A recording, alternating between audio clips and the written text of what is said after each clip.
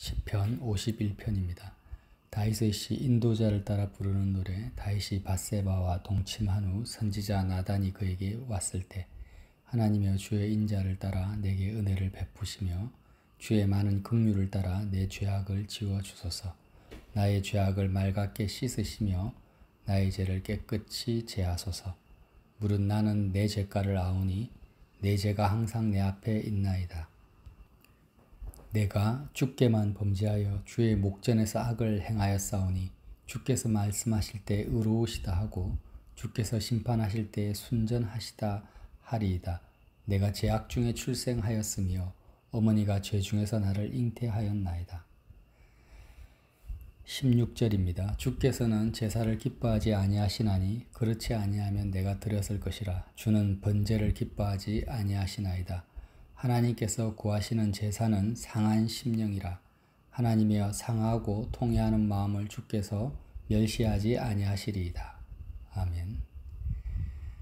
우리의 인생을 회복하고 내 마음의 병듦을 회복할 수 있는 유일한 길은 회개기도밖에 없습니다. 어떤 전문가를 찾아가서 상담을 하고 또 약을 먹고 아주 멋지고 아름다운 경치를 본다 해서 내 마음이, 내 영혼이 회복되지 않습니다.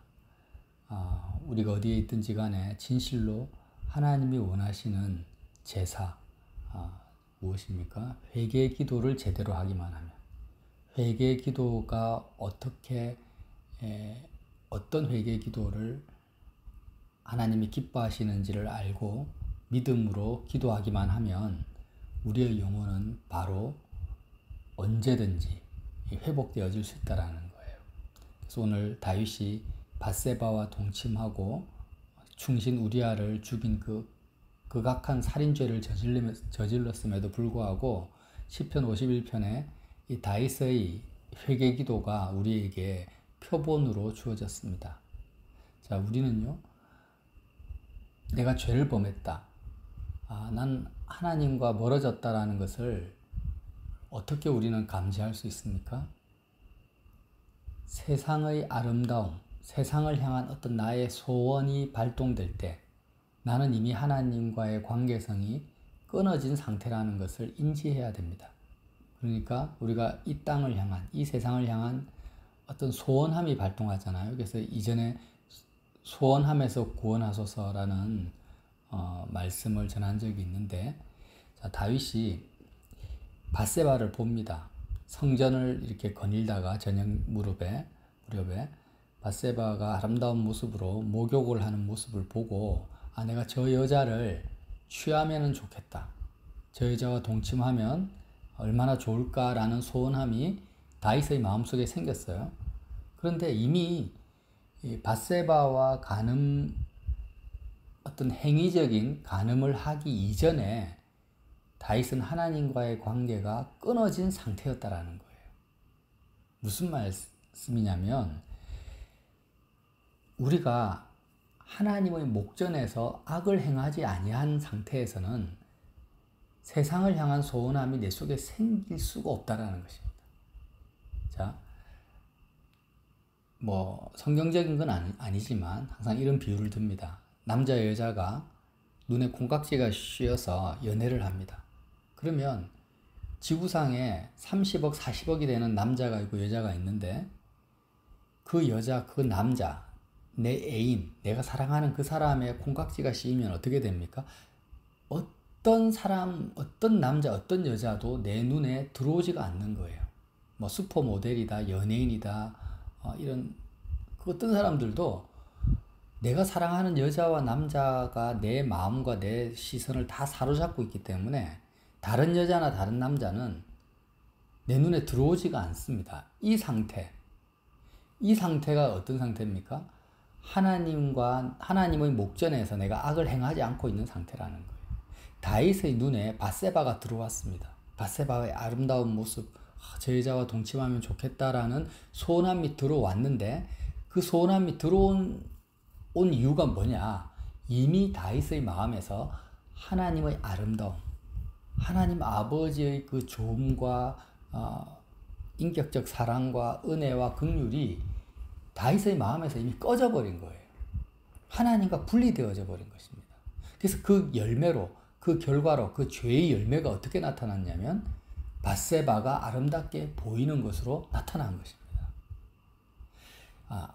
뱀이 하와에게 다가와서 선악과를 봐라, 얼마나 지혜롭고 탐스럽게 생겼냐라고 말했을 때 하와의 눈에 선악과가 정말 지혜롭고 탐스럽게 할 만큼 먹음직스럽게 생기게 보였습니다.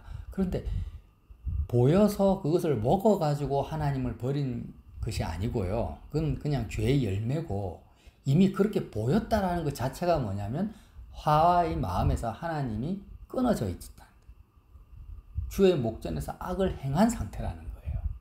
그래서 우리가 나 자신의 마음을 볼 때 어떤 이 세상을 향한 나의 마음의 소원이 이미 발동하고 있잖아요. 성공했으면 좋겠다. 내가 이렇게 되었으면 좋겠다. 저 사람과의 관계에서 내가 이런 위치를 좀 했으면 좋겠다. 내 자녀가 이랬으면 좋겠다라는 어떤 세상에 대한 소원함, 마치 다윗이 밧세바와 동침하면 좋겠다라는 그런 소원함이 다윗의 마음을 차지하고 있었듯이, 꼭 어떤 음란이나 간음이 아니라 어떤 종류를 할지라도, 사업 문제든 어떤 것이라 할지라도 내 마음속에 이 땅을 향한 바람이 작동하고 있다면 나는 지금 어떤 상태냐면 하나님의 목전에서 악을 행하고 있는 상태라는 거예요. 이미 지금 그걸 말하고 있는 것입니다. 정말 내가 천사들처럼, 하늘에 있는 천사들처럼 하나님 아버지의 아름다움과 영광과 긍휼과 사랑을 내가 경험하고 있다면요, 어떤 것도 내 마음에, 이 땅에 속한 어떤 것도 내 마음이나 내 생각에 들어올 수가 없죠. 들어와지지가 않습니다. 마치 연애할 때 서로에게 콩깍지가 씌인 남녀처럼, 다른 여자나 다른 남자가 들어올 수가 없는 것처럼 그런 상태라는 거예요. 그래서 우리는 언제 회개 기도를 해야 되느냐? 꼭 이렇게 뭔가 행위적으로 범죄를 하고 나서, 그때 회개 기도를 물론 그때도 해야 되겠죠. 그러나 본질적으로는 내 마음을 바라봤을 때, 내가 하나님의 아름다움에, 좋음에 내 마음이 온통 사로잡혀 있지 않구나. 객관적으로 봤을 때도 예수님이 말씀하셨잖아요. 솔로몬의 모든 부귀영화보다도 하나님 입히시는 드레핀 백합화 꽃 한 송이가 더 낫다. 그 말씀이 무슨 말입니까? 이 땅에서 이 세상이 주는 모든 최고의 부귀영화와 세상이 주는 기쁨과 만족과 행복을 다 합쳐놔도 하나님으로부터 오는 어떤 기쁨과 만족과 평강의 그 지극히 작은 꽃 하나, 끄트머리, 작은 조각 하나에 비교해도 그거 세상의 모든 영화가 비교도 안 된다라는 거예요. 우리 하나님이 훨씬 더 크다라는 것입니다. 그래서 우리가 예수님을 바라볼 때요, 예수님은 세상에 어떤 것도 소원하거나 바라신 적이 없습니다. 이랬으면 좋겠다, 저랬으면 좋겠다. 내가 헤롯과 빌라도와 같은 권력을 가졌으면 좋겠다. 수많은 사람들이 나를 칭송하고 사람들로부터 내가 영광을 받았으면 좋겠다. 이런 세상에 대한 어떤 소원도 예수님을 가져본 적도 없고 성경 어디에도 찾아볼 수가 없어요. 왜 그렇습니까? 주님은 항상 하늘에 계신 아버지의 영광과 아름다움과 사랑에 사로잡혀 계셨기 때문에 주님의 삶의 열매는 항상 죄의 열매가 아니라 의의 열매가 맺혀졌던 것입니다. 그러나 제자들은 달랐죠. 제자들은 정말 예수님을 이용해서 세상 것들을 취하기 위해서 쫓아갔던 자들이고, 결국 그리스도의 십자가의 죽음에 참여해서 세상을 향한 마음이 산산조각 나버렸어요.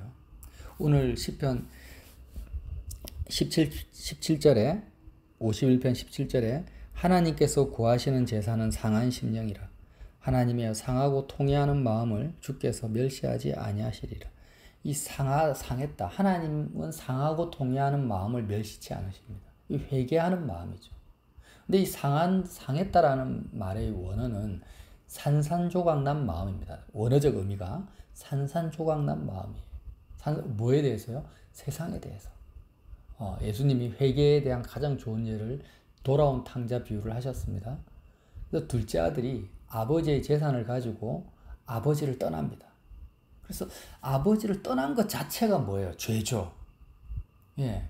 그가 아버지의 재산을 가지고 막 탕진하고 막 음행을 저지르고 허랑방탕하게 산 것은 죄의 열매입니다. 죄의 열매. 본질적인 죄는 뭐냐면 아버지를 떠난 거예요. 아버지의 사랑과 은혜를 저버린 것입니다. 이게 죄라는 거예요. 그래서 다윗도 마찬가지고 우리도 마찬가지입니다. 예수님은 하나님 아버지를 떠난 적이 한 번도 없기 때문에 그분은 죄가 없다라는 것입니다. 상한 마음이라는 것은 둘째 아들이 아버지를 떠나서 세상에서 허랑방탕해서 결국 도착한 끝 지점이 뭐냐면 돼지우리입니다. 돼지우리에서 돼지들이 먹는 쥐엄 열매를 먹고 그때 회개하게 됩니다. 아, 정말 아버지를 떠난 삶의 결과 최종 목적지가 결국 돼지우리구나. 내가 빨리 다시 아버지께로 돌아가야 되겠다. 이런 비유의 말씀을 예수님이 하신 것은 우리가 이 세상에 어떤 소원함을 가지고 그 소원함을 가진 것 자체가 뭐예요? 아버지를 떠난 상태입니다. 탕자된 상태예요. 그리고 그 소원함이 성취되어서 다 이루어졌다. 우리는 이렇게 생각해요. 다 이루어지면 얼마나 기쁠까? 얼마나 행복할까? 그러나 그 다 이루어진 상태가 뭐냐면 돼지우리에 있는 탕자의 상태와 같다라는 것입니다. 그래서 탕자가 이 땅을 향한 나의 모든 계획과 생각이 다 성취되었는데 결국 그 종점이 이렇게 더럽고 추하고 남는 것이 아무것도 없는 상태구나라는 것을 깨닫고 세상을 향한 마음이 산산조각 나버렸어요. 이것이 상한 마음이라는 거예요. 성경에서 상한 마음을 가장 잘 표현하는 성경이 어떤 성경이냐면 전도서입니다. 전도서. 솔로몬 왕이 있었죠. 솔로몬 왕은 세상의 부귀영화를 다 누린 왕인데 그가 거지가 된 것도 아니고 재산이 다 탕진된 것도 아니에요. 그는 여전히 왕입니다. 여전히 왕인데 상한 마음이 든 거예요. 헛되구나. 내가 이 세상의 모든 것을 다 해봤는데 내 계획, 내 생각대로 다 성취했는데 결국 도달한 것은 돼지우리와 같구나. 돼지우리에서 돼지들이 먹는 쥐엄 열매와 같구나. 쥐엄 열매로 배를 채우는 거구나. 아, 청년들이여, 너희들이 때가 늦기 전에 창조주 하나님을 기억하라. 이게 전도서의 결론 아닙니까? 그래서 우리는 예수님의 십자가 사건에 내가 참여한다라는 의미가 뭐냐면 둘째 아들이 돼지우리에서 쥐엄 열매를 먹는 그 영적 상태가 고스란히 내 속에 적용되어지는 거예요. 자, 내 속에 어떤 세상에 대한 소원함, 계획, 생각, 번잡함, 그것이 이루어지지 않아서 괴롭고 힘들고 저게 이루어졌으면 좋겠다라는 마음이 막 작동하고 있어 달려가고 있습니다. 이것을 세상을 향해서 넓은 길로 달려가고 있다. 세상을 향해 지금 완전 전력 질주를 하고 있는 상태예요. 지금 우리 마음이. 자, 그 상태를 멈출 수 있는 유일한 길은 예수님과의 관계를 맺는 것입니다. 예수님을 마음속에 영접해요. 근데 우리가 영접한 그 예수님은 이 세상에 대한 어떤 소원도 바람도 계획도 가지고 있지 않는 분인 거예요. 그 주님을 바라보니까 오직 하나님 아버지의 사랑과 긍휼에 사로잡혀서 하늘의 아름다움에 매료되어서 사시는 분이에요. 그 예수님을 내가 마음에 영접할 때 우리는 무엇을 발견합니까? 아, 내가 지금 돼지우리 속에서 쥐엄 열매로 배를 채우려고 하고 있는 둘째 아들과 같구나라는 내 모습을 발견하는 것입니다. 이 모습을 발견했을 때 우리는 드디어 자기의 전 재산을 팔아서 밭을 산 농부와 같이 보아 되신 하나님 아버지를 얻기 위해서 내가 이 세상에 대한 나의 소원과 계획을 다 팔아버리는 거예요. 어디에서? 예수님의 십자가에서 다 팔아버리고 그 십자가상에서 하나님 아버지만을 얻기 위해서 내가 그리스도의 죽음을 먹는 것입니다. 자, 이러한 상한 마음, 세상을 향해서 산산조각난 마음을 우리가 그리스도로부터, 예수님으로부터, 특별히 그리스도의 십자가에서 내가 은혜로 선물로 얻게 됩니다. 이 믿음으로 취하게 된다라는 거예요. 이러한 상한 마음이 없으면 전도서를 쓴 솔로몬 왕과 같은 상한 마음이 없이는 우리는 회개가 진행되어지지 않는 겁니다. 많은 사람들이 행위의 열매를 가지고 자꾸 얘기를 합니다. 그러나 오늘 다윗은 보세요. 분명히 충신 우리아를 죽였는데 51편 4절에 보면 내가 주께만 범죄하여 주의 목전에 악을 행했다. 주께만 범죄했다라는 말은 나는 우리아에게는 죄를 안 지었다 이 말이 아니라 나의 모든 살인죄와 간음죄는 주님을 떠난 것으로부터 시작되었다라는 것을 말하는 거예요. 주님의 영광을 내가 떠나버렸습니다. 내가 예수님을 떠나버린 거예요. 예수 그리스도 안에서 빠져나왔기 때문에 내 마음이 이렇게 힘들구나. 자, 세상이 주는 행복과 기쁨과 만족은 내가 열심히 노력해야 되고 대가를 지불해야 되고 어떤 지점에 내가 도달해야만 조금 맛볼 수 있는 거예요. 그 진정한 기쁨도 아니죠. 어마어마한 대가와 노력과 애씀을 통해서도 얻을까 말까 하는 것이 세상의 성공입니다. 그러나 하나님을 가지고 하나님을 누리는 그 기쁨과 만족, 하나님의 영광에 도달하는 것은요, 나의 행위나 노력이나 애씀이 조금도 필요가 없습니다. 그냥 지금 오늘 이 순간 어디서든지 간에 그리스도로 말미암아 은혜로 거저 주어진다라는 것입니다. 우리는 자꾸 습성이 있어요. 회개를 나의 애씀으로 하려고 하는 거예요. 돈을 열심히 노력해가지고 대가를 지불해서 돈을 버는 것처럼 회개기도도 그렇게 하려고 해요. 내가 막 울고 눈물로 통곡하고 가슴을 치고 막 해서 하나님을 그게 아니고 그냥 믿음으로 예수님의 공로를 의지해서 그냥 상하고 통회하는 마음만 있으면 됩니다. 둘째 아들의 마음만 되면 되는 거예요. 솔로몬의 마음만 되면 되는 것입니다. 그래서 그냥 상하고 통회한다라는 것은요, 둘째 아들이 대주리에서 어떤 생각을 가집니까? 아, 내가 아버지 집에 돌아가면 아버지가 나를 문전박대하지 아니하시고 나를 받아주실 거야 라는 이렇게 돌이키는 마음이 통회하는 마음이거든요. 그래서 우리는요, 내가 세상의 어떤 부귀영화를 얻는 것보다도 하나님 아버지를 내가 얻는 것이, 가지는 것이 가장 귀하다. 이런 상한 마음을 가지고 아버지께로 돌아가면, 아버지를 믿음으로 구하면 하나님이 나를 문전박대하지 아니하시고 탕자를 어떻게 맞이하십니까? 금가락지를 끼우고 좋은 옷을 입히고 송아지를 잡아 잔치하잖아요. 그런 아버지의 사랑과 긍휼을 믿는 것, 이 믿음, 아버지의 사랑과 용서와 긍휼을 믿는 이 믿음이 뭐냐면 통회하는 마음인 겁니다.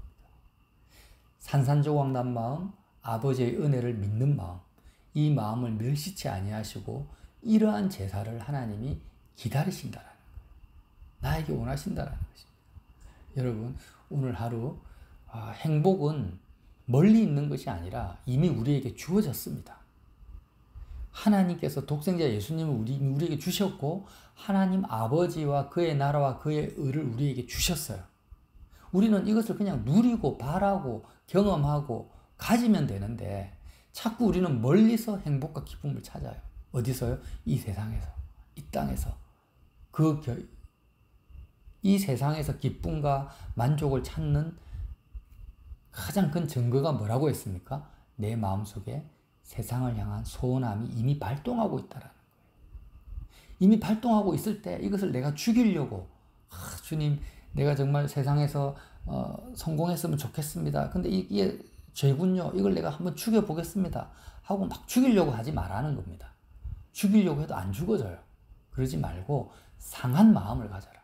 내가 이것을 다 이룬다 할지라도, 그것이 다 성취된다 할지라도 상한 마음이 뭐라고요? 그 종착점이 돼지우리다. 전도서 말씀과 같다. 헛되다. 이러한 결론을 믿음으로 취하라는 거예요. 그걸 믿음으로 취해서 내가 원하는 어떤 소원이 이루어져도 그것은 돼지의 쥐염 열매를 먹는 것과 같다라는 것을 믿음으로 취하라는 것입니다. 그러면 이제 더 이상 나는 세상에 대한 바람이 없어지죠. 있을 수가 없죠. 결론을 내가 뻔히 보니까 예수님을 통해서. 그리고 이제 통회하는 마음을 가져라. 하나님 아버지께로 돌이켜라. 하나님, 내가 이제 아버지께로 갑니다. 아버지만을 소원합니다. 하나님 아버지만이 나의 생명입니다. 내가 그리스도와 함께 세상에 대해서 온전히 죽습니다. 하나님 아버지를 내가 얻기를 원합니다. 아버지께 사로잡히게 해주십시오. 아버지의 영광만을 내가 바라게 해주십시오. 이렇게 기도하는 것이 뭐라고요? 회개기도다. 이러한 믿음의 회개기도가 우리를 살리고 오늘 하루도 우리에게 하늘의 영광과 기쁨으로 살 수 있도록 우리의 영혼을 회복시키는 것입니다. 기도하겠습니다. 하나님 아버지, 항상 뒷북치듯이 그렇게 우리의 행위적 열매만을 보고 회개를 했던 적이 많습니다. 그러나 이제부터 우리의 마음을 보고 마태복음 5장에서 말씀하신 산상보훈처럼 우리의 마음을 보고 회개하게 하여 주시옵소서. 정말 하나님 아버지께 사로잡히지 않는 아버지의 영광과 아름다움과 사랑에 통째로 잠기지 않는 나의 마음을 보면서 상하고 통회하는 마음으로 예수님께 기도하는 우리 모두가 될 수 있도록 역사하시고 인도하여 주시옵소서. 예수님 이름으로 기도드립니다.